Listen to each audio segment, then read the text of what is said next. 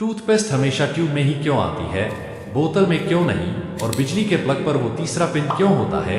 Cold drink की बोतल के नीचे वो उभरे हुए पैर जैसे निशान आखिर क्यों बनाए जाते हैं, जबकि पानी की बोतल का तल सीधा होता है? सिक्कों के किनारों पर कटे हुए डिजाइन क्यों बने होते हैं? और जब आप नया फोन खरीदते हैं तो उसके साथ ट्रांसपेरेंट कवर फ्री में ही क्यों मिलता है? इन डिजाइन्स के बारे में जो आप सोचते हैं वो सच नहीं है, क्योंकि इनके पीछे छिपा साइंस और लॉजिक आपका दिमाग हिला देगा। तो वीडियो को अंत तक जरूर देखना। नंबर 1, सोचो अगर तुम्हें टाइपिंग करनी हो और कीबोर्ड पर सारे अक्षर एकदम सीधी लाइन में ABCD से शुरू होकर Z तक लगे हों, कितना आसान लगता ना? लेकिन सच ये है कि दुनिया का सबसे ज्यादा इस्तेमाल होने वाला कीबोर्ड जानबूझकर थोड़ा उलझा हुआ बनाया गया है, QWERTY।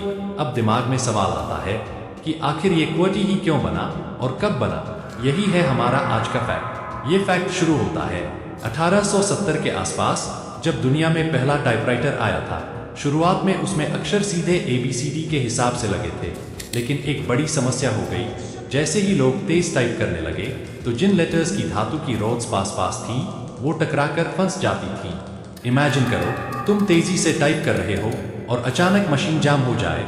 यही दिक्कत बार बार होने लगी। तब एक आदमी आया जिसका नाम था क्रिस्टोफर शोल्स। उसने एक ऐसा जुगाड़ निकाला जिसने पूरी दुनिया का कीबोर्ड बदल दिया।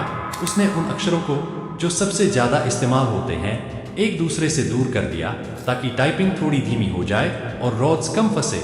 यही से जन्म हुआ QWERTY लेआउट का। ऊपर बाएं कोने के 6 अक्षर QWERTY ने इसका नाम भी तय कर दिया। लेकिन असली खेल अब शुरू हुआ।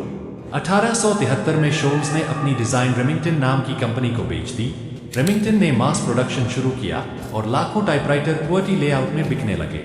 और जब लोग इसके आदी हो गए तो फिर कोई दूसरा लेआउट पकड़ ही नहीं पाया। बाद में डवोरक और कोलमैक जैसे लेआउट्स आए जो QWERTY से तेज और आसान थे, लेकिन दुनिया QWERTY की आदत लगा चुकी थी। यहाँ तक कि आज के स्मार्टफोन्स में भी जहाँ रोड्स का कोई कॉन्सेप्ट ही नहीं है, वहाँ भी वही QWERTY लेआउट है। यानी ये QWERTY लेआउट किसी साइंटिफिक लॉजिक की वजह से नहीं, बल्कि एक मशीन की लिमिटेशन और इंसानों की आदत की वजह से आज तक टिका हुआ है। सोचो अगर वो रोड्स कभी फंसती ही नहीं तो आज शायद हम सब ABCD कीबोर्ड पर टाइप कर रहे होते और हमारी टाइपिंग की पूरी दुनिया ही अलग दिखती। नंबर 2, क्या आपने कभी सोचा है कि ज्यादातर सिक्कों के किनारों पर छोटे छोटे डिजाइन या ग्रूव्स बने होते हैं? कभी सीधी लाइंस, कभी जिगजैग या कटे फटे एजेस। ये सिर्फ डेकोरेशन नहीं है, इसके पीछे एक स्ट्रॉन्ग रीजन है। असल में पुराने जमाने में सिक्के सोने चांदी जैसे कीमती धातुओं से बनते थे और कुछ चालाक लोग यानी ये उनमें से थोड़ा थोड़ा मेटल काटकर चोरी कर लेते थे। इससे सिक्के का वजन कम हो जाता और असली वैल्यू घट जाती, लेकिन ये चोरी पकड़ना मुश्किल था। इसी समस्या का आसान समाधान निकला। सिक्कों के किनारों पर डिजाइन या ग्रूव्स बनाए गए। अब अगर किसी ने सिक्के का किनारा काटा तो वो तुरंत दिख जाता और सिक्का कटा हुआ या नकली साबित हो जाता। आज के सिक्के ज्यादातर बेस मेटल्स से बनते हैं, इसलिए चोरी से बचाव की जरूरत नहीं होती, लेकिन फिर भी इन एजेस और डिजाइन्स को रखा जाता है ताकि अलग अलग सिक्कों को टच और फील से आसानी से पहचाना जा सके। और यही नहीं, ये डिजाइन्स विजुअली इंपेयर्ड लोगों के लिए भी मददगार हैं, क्योंकि अलग अलग सिक्कों के एजेस अलग अलग होते हैं, जिससे विजुअली इंपेयर्ड लोग बिना देखे सिर्फ छूकर पहचान सकते हैं कि कौन सा सिक्का उनके हाथ में है। यानी सिक्कों के किनारों का डिजाइन सिर्फ डेकोरेशन नहीं, बल्कि सिक्योरिटी, आइडेंटिफिकेशन और एक्सेसिबिलिटी तीनों का कॉम्बिनेशन है। वीडियो काफी इंटरेस्टिंग होने वाली है, तो वीडियो को लाइक करके चैनल को सब्सक्राइब जरूर कर देना। नंबर 3, अगर आप अपनी पुरानी किताबें देखते हैं तो शायद आपने नोटिस किया होगा कि पन्ने पीले पड़ गए हैं, जबकि उनका कवर अभी भी रंगीन और चमकदार है। क्या आपने कभी सोचा कि ऐसा क्यों होता है? असल में किताबों के पन्नों का रंग सिर्फ कागज का रंग नहीं होता। कागज में सेल्यूलोज नाम का एक पदार्थ होता है जो पेड़ों से बनाया जाता है।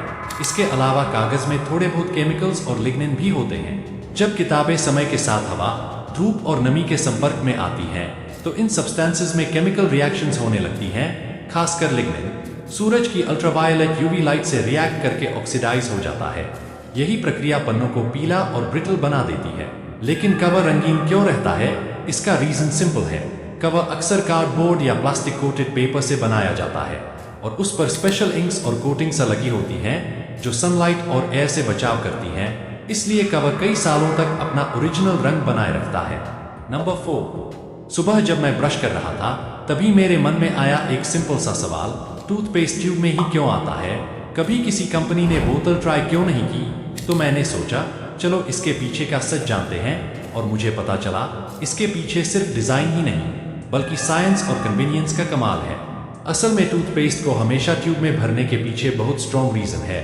टूथपेस्ट एक विस्कस फ्लूइड है, यानी ये न लिक्विड है न सॉलिड। इसे निकालने के लिए प्रेशर की जरूरत होती है। अब बोतल में अगर टूथपेस्ट भरा जाए तो प्रॉब्लम यह होगी कि हर बार बोतल को उल्टा करके जोर से हिलाना पड़ेगा और आधा पेस्ट अंदर ही फंसा रह जाएगा। लेकिन ट्यूब फ्लेक्सिबल होती है, आप हल्का सा दबाव और पेस्ट आसानी से बाहर आ जाता है। साथ ही ट्यूब की शेप ऐसी होती है कि पेस्ट हवा और बैक्टीरिया से ज्यादा कांटेक्ट में नहीं आता, इसलिए वो लंबे समय तक फ्रेश रहता है। और हाँ, ट्यूब की एक और खासियत है, ये सस्ती, हल्की और ट्रैवल फ्रेंडली होती है। इमेजिन करो अगर हर बार सफर में कांच या प्लास्टिक की बोतल लेकर चलना पड़ता तो कितना झंझट होता है। नंबर 5, सोचो आपने एक ठंडी कोल्ड ड्रिंक की बोतल हाथ में ली, ढक्कन खोला और छनन सी आवाज आई। लेकिन क्या कभी सोचा है कि इस बोतल के नीचे का हिस्सा गोल और पैरों जैसा क्यों बना होता है, जबकि ज्यादातर पानी की बोतलों का तला बिल्कुल सीधा होता है? असल में इसका सबसे बड़ा कारण है दबाव। कोल्ड ड्रिंक में सिर्फ पानी नहीं होता, उसमें कार्बन डाइऑक्साइड गैस भरी जाती है। यही गैस जब अंदर दबकर रहती है तो बोतल के अंदर बहुत ज्यादा प्रेशर बना देती है। अगर बोतल का नीचे का हिस्सा फ्लैट होता तो ये प्रेशर सीधा उसी सतह पर लगता और बोतल या तो टेढ़ी हो जाती या कभी कभी